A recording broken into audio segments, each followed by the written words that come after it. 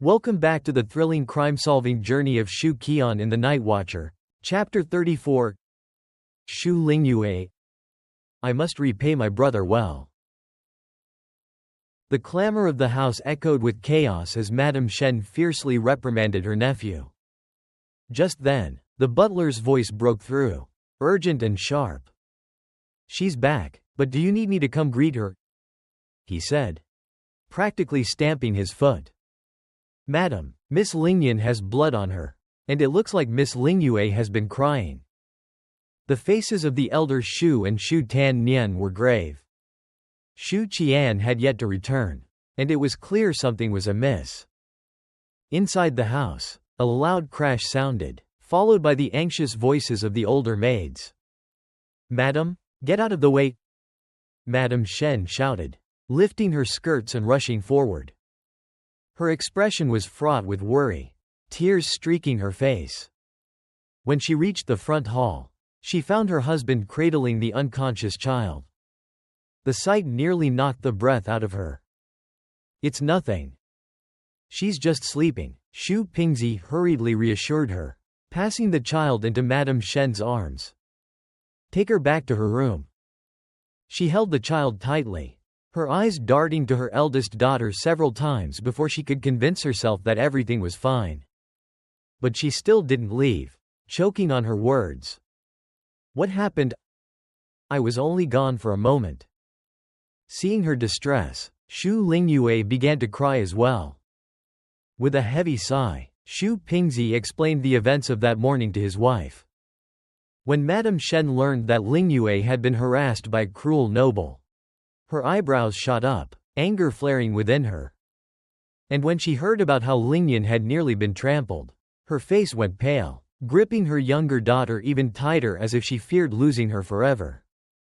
When she discovered that Xu Qi'an had saved both of her daughters at great personal risk, she stood speechless, shocked. Upon hearing that her nephew had been taken by the Ministry of Justice, she grabbed her husband's hand, her expression frantic. "Ning Yan, it's fine. He's already outside. We'll handle this for now," Xu Pingzi reassured her, resting a calming hand on her shoulder. "Just think, if it hadn't been for Ning Yan, Lingyue and Lingyan could have been in real danger.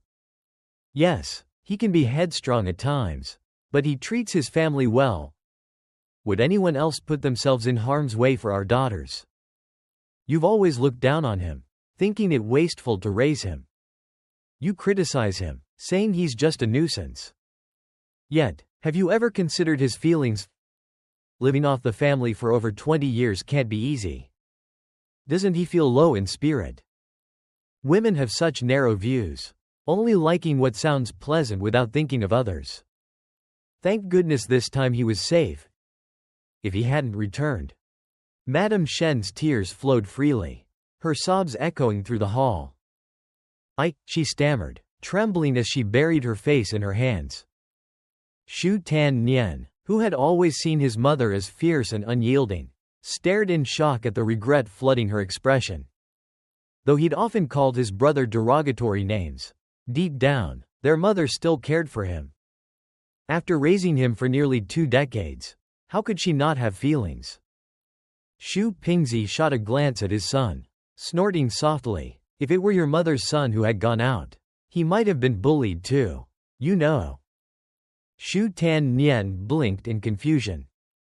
Madame Shen handed Lingyan to the maids for proper care and spent a moment comforting her eldest before returning to her own chambers, burdened by heavy thoughts.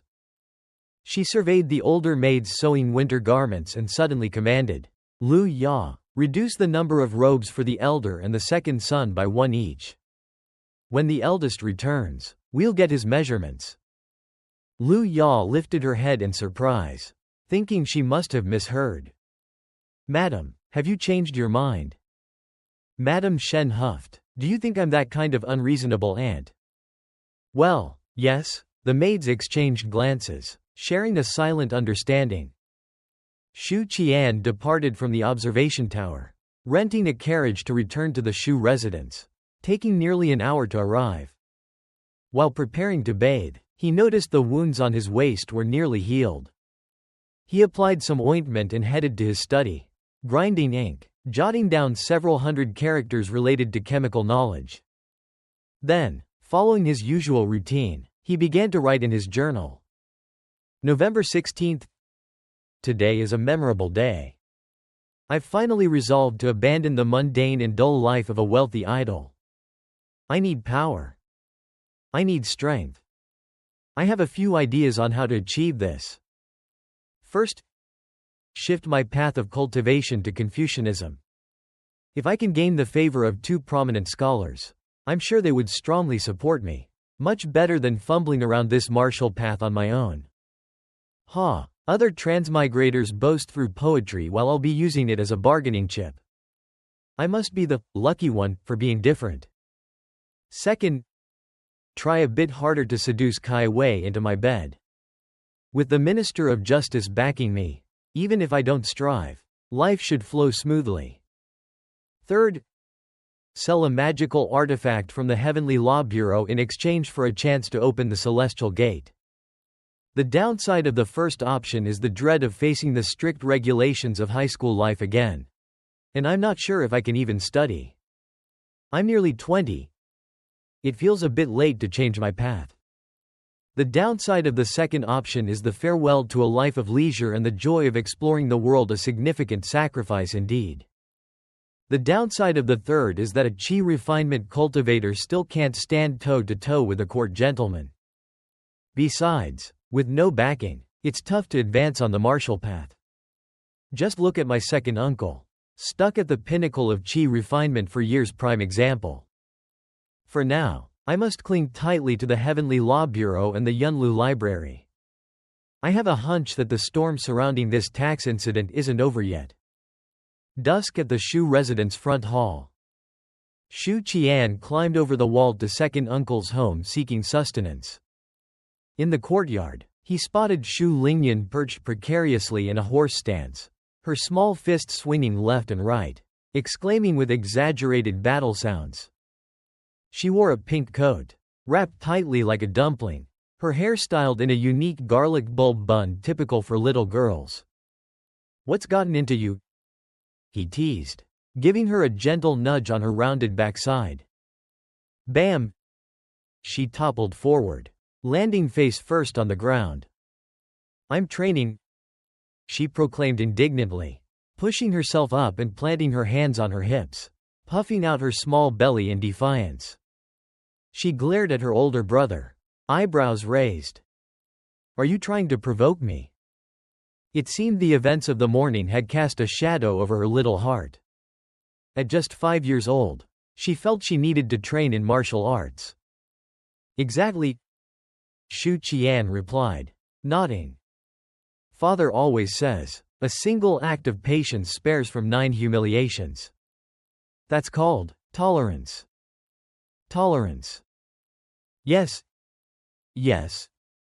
Xu Lingyan nodded vigorously, her expression suddenly serious as she said, "I want to challenge you, brother." In a flash, she lunged at him, swinging her tiny fists while shouting energetically. Xu Qi'an effortlessly blocked her tiny punches with one hand pressed against her forehead. The little girl wriggled in frustration, her face scrunching up in determination as she threw punches left and right in vain. Sensing the impending catastrophe, he finally bargained, "For a chicken leg, you must surrender." "Deal?" The moment he offered, Xu Lingyan ceased her relentless flurry, her face lighting up with joy. "What about your dignity?" "Brother, what does dignity mean?" "Opportunity," he replied, leading the little girl inside. Soon after, dinner was served. The feast was extravagant, reminiscent of a festive celebration. The older maids either unknowingly or intentionally set the best dishes right in front of Xu Qi'an. He couldn't help but glance at Madame Shen, who wore an elegant outfit adorned with a subtle floral design, her delicate features accentuated by her soft, water-like eyes framed with thick lashes. She radiated the unique allure that only a married woman possesses, like a blooming camellia. Her demeanor remained cool, as if Xu Qi'an's earlier exploits were mere trifles. However, if it weren't for her consent, no maid would dare show such favoritism to him. Xu Lingyue fidgeted nervously with her chopsticks before finally summoning the courage to say, "Brother, mother is making winter clothes for the whole family. Later, I want to take your measurements. I want to make you a set myself."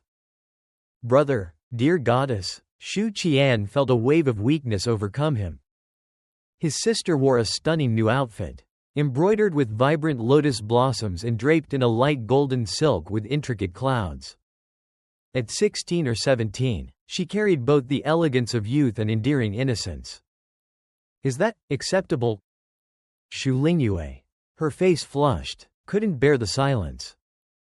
If that scoundrel, Bao Yu, were here, how would he respond? Xu Qi'an cursed himself for not appreciating "Dream of Red Mansions" more, before nodding and saying, "Thank you." Xu Lingyue beamed, her smile bright enough to rival sunshine, connecting with their mother beside her. Clearing his throat, Xu Qi'an shifted his gaze. "Second uncle, Xu Tan Nian, after dinner, let's meet in the study. I have something to discuss." In the study, Lu Ya entered, bringing 3 cups of tea and promptly excused herself. Xu Qi'an lifted his cup for a sip, lamenting the absence of monosodium glutamate, feeling like something was missing from his meal. "About this afternoon's incident, what are your thoughts?" he asked directly, seeking input from his younger brother and second uncle. "Isn't it in the past?" He felt confusion hovering over Xu Tan Nian's face. Xu Pingzi frowned slightly. "Are you suggesting that young Master Chu might seek revenge? Being the son of a high-ranking court official yet getting manhandled by a mere clerk certainly wouldn't sit well." No, Xu Pingzi waved his hand dismissively. "Under normal circumstances, that may be true, but with the prominent scholars from Yunlu Library and the Minister of Justice involved today, I doubt young Master Chu dares to stir trouble." That made sense. The reasoning was sound. It's not unusual for a local bully to act harshly. But when high officials or influential powers were involved, it led to wariness. Half of it stemmed from experience in navigating the complex waters of court politics. Even the most arrogant person knew how deep the capital's political waters could be. The other half came from warnings passed down from their fathers. Xu Tan Nian shook his head. "Father, if elder brother has said this, there must be a reason." He turned to Xu Qi'an, eyeing him for clarity. With a grave tone, Xu Qi'an responded, "I just learned a piece of information from the Ministry of Justice. The mastermind behind the tax scandal is none other than Chu Shilong." Chapter 35. The conference in the study. "So, the mastermind behind the tax scandal is Chu Shilong." Xu Pingzi slammed his fist on the tea table, shattering it to pieces as he sprang to his feet, his eyes wide with fury. He opened his mouth, ready to unleash a torrent of curses, but his words were trapped in his throat. Xu Tan Nian cast a glance at his furious father, his handsome face set in a serious expression. "Is this information reliable?" Xu Qi'an nodded gravely. "One of the officials involved in the tax case, Kai Wei from the Bureau of Heavenly Secrets, told me so." He recounted her words once more. Xu Tan Nian raised his cup of tea and set it back down, his voice thoughtful. "This clearly isn't just a coincidence. Chu Li is out for revenge." Wool said he truly has the mind of a scholar, sharp and perceptive. Xu Qi'an felt a flicker of joy. He knew this conversation would not be in vain. If it had only been Xu Erlang present, he wouldn't have suggested this covert meeting. It would have held no meaning at all. After all, when Xu Erlang was pushed to his limits, his solution always involved violence. "Brothers, let's go deal some bloodshed." That was fair. He was just a brash martial artist. After all, killing was his profession. Plotting against others not in his repertoire. Xu Qi'an probed, what does Xu Erlang think? Xu Tiannian shot his older brother a look, a frown creasing his brow. Clearly, he was displeased with the taunting tone. What do you mean, what do I think? Of course we strike first to gain an advantage. Acting late invites disaster. Impressive, Xu Qi'an was startled. He hadn't expected Xu Tiannian to voice such resolute words. Hearing this, Xu Erlang, who considered himself the family's head, felt compelled to speak. You need to rein in that reckless, ignorant idea of yours. Don't think just because you're a scholar that you can provoke the assistant minister of the Ministry of Revenue. The moment he finished speaking, his nephew decisively countered, I believe Xu Erlang is correct. Xu Qi'an added, we're not merely offending Chu Li.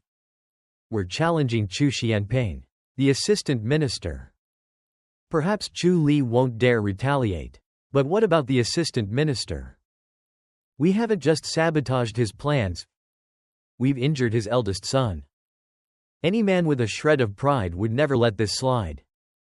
Besides, to Chu Shilong, the Xu family is nothing but an insignificant worm. He has every reason to make us pay. Xu Pingzi was unconvinced. No, we can't take on Shilong. Ning Yan, you have connections with the Bureau of Heavenly Secrets. Tan Nian is a student of the Yunlu Academy. With those ties, as long as we keep a low profile, no one would dare provoke us. Really? Xu Qi'an reminded him gently. Perhaps you don't know this, but the Bureau of Heavenly Secrets stays out of governmental affairs. Xu Si-chu chimed in. During the tax scandal, weren't you also a student of the Yunlu Academy? Today, you're back because Chu Li miscalculated. His tactics were too crude. But if Chu Shilong were to make a move, contriving something as viable as the tax scandal to justify executing the entire Xu clan, do you really think the Bureau and the Academy would risk their reputations for us? Do you believe they'd defy the law of Great Feng for our sake? Feeling that the family head's authority had been undermined, Xu Pingzi frowned. But what do we do? We're facing a legitimate fourth-rank official. I don't know either. I am just a simple time traveler. Xu Qi'an turned to his younger, attractive brother. What do you think, Xu Erlang? Xu Tiannian fell silent for a long time. Just as Xu Pingzi was about to lose patience, he spoke slowly. I just thought of something. The tax money was stolen. The emperor is furious, indicating the importance of the silver. Normally, one would expect severe punishment for the criminals. Didn't those two worthless fools commit suicide out of fear of facing justice? Xu Pingzi interjected. Casting a glance at their father, Xu Tiannian remained unfazed. Continuing, I see two possibilities. 1. Chu Shilong has powerful backing. 2. The emperor has concerns, perhaps wanting to maintain a delicate balance. Elder brother mentioned that the assistant minister blamed Chu Shilong for embezzlement. Why not accuse another minister instead, like the Minister of Revenue? Xu Qi'an's eyes widened with realization. Is a political rival of Chu Shilong going after him? Xu Tiannian nodded. My teacher has often said that the essence of imperial politics lies in balance. The emperor's reluctance to touch Chu Shilong implies this could be tied to factional conflicts. So what do we do now? Xu Erlang found himself asking instinctively. Xu Qi'an nodded thoughtfully. Imperial machinations may work ordinarily, but we are nearing a court meeting. If we could uncover a weakness in Chu Shilong, we might have a chance to strike a fatal blow. The court maintains structure. Even the emperor cannot ignore its rules. The core of Confucian strategies is built upon ritual and regulation. Therefore, Chu Shilang's political rivals will certainly seek a chance for retaliation. Xu Tiannian was taken aback. He hadn't expected to hear such sophisticated strategies come from his rough older brother. Could this truly be his brother? He must watch a lot of historical dramas, Xu Qi'an thought to himself. Of course, a portion of it could also be attributed to his reading of history. After all, history is humanity's cultural backbone. Delving into the past reveals countless lessons, even if the only takeaway is that history teaches nothing at all. Xu Tiannian raised his chin, a teasing tone in his voice. So, elder brother, what do you suggest we do? Your stubbornness is impressive. If you were a female lead, that pride wouldn't win you any favors. I prefer a capable woman with a cute yet endearing innocence. Xu Qi'an mused internally, but replied with feigned nonchalance. Why would Chu Shilong orchestrate a tax scandal? Surely, it's not for mere greed. After all, there are better times to steal. We're on the brink of a court crisis, where the risks are extreme. The only explanation is that he urgently needs a significant amount of silver to cover some failing or flaw of his own. With a sharpened focus, Xu Qi'an honed his deductive abilities. So, Xu Tiannian's lips curved up with interest. So we need to find out the real reason why Chu Shilong resorted to embezzlement. We must unravel the case to ensure he is caught and can't evade justice. Just then, he caught a glimpse of Xu Tiannian's sly smile and abruptly swallowed the words, feeling instinctively wary. Aha! I see. Xu Erlang slapped his thigh, speaking animatedly as excitement dripped from his tongue. We need to expose this matter, leaving him no way to hide. He felt exhilarated as if finally his mind had clicked into place. I'm not dim-witted at all, he thought smugly. Xu Tiannian interjected, Father, with your position as a general of the martial guards, do you believe you could openly investigate the assistant minister? Would you even have access to the ministry's records? Xu Pingji's face immediately paled. Xu Qi'an also replied with a drawl, Of course not. Thanks for the assist, Xu Erlang. Growing somewhat dissatisfied that he couldn't keep pace with his elder brother intellectually, Xu Tiannian pressed on. So, elder brother, what do we do now? Xu Qi'an rapped his fingers on the table. We're not confronting Chu Shilong directly. Our role is to become the final straw that breaks the camel's back. Yet how they would accomplish this was still unformed in his mind. Not that it mattered, Xu Tiannian's face lit up in realization. Let's step back. We don't even need to engage directly with Chu Shilong. He's a seasoned fourth-rank official, cunning and resourceful. He's not someone we can deal with just yet. However, even the cunning have weaknesses. Xu Qi'an's eyes sparkled with a sudden insight. Chu Li. Exactly. Compared to Chu Shilong, that fool Chu Li is much easier to handle. If his crimes don't seem severe enough, we can add to them. We can hand a weapon to Chu Shilang's political rivals to finish him off for us. Excitement glimmered in Xu Tiannian's starry eyes. With the court meeting looming, if Chu Shilang's son commits an act that draws ire from the populace, then as the father, Chu Xianping won't escape justice. The emperor may turn a blind eye this time, but he won't twice. At this point, Xu Tiannian's brow furrowed. But despite our analysis, he's not a fool. The likelihood of framing him might not work. As Xu Erlang listened to his nephew and brother carefully dissect the problem, he suddenly felt marginalized, unable to contribute to their whispered conspiracy. Yet the more he thought about it, the clearer it became. He couldn't help but bang the table. See Chu, you've already contemplated the role of a supporting minister for long enough. Didn't I suggest it first? Xu Qi'an shot a knowing look at Xu Erlang while taking the opportunity to jab at his uncle. Xu Erlang, which is why I say scholars merely speak empty words that corrupt the state. You're just as stuck in those old conventions.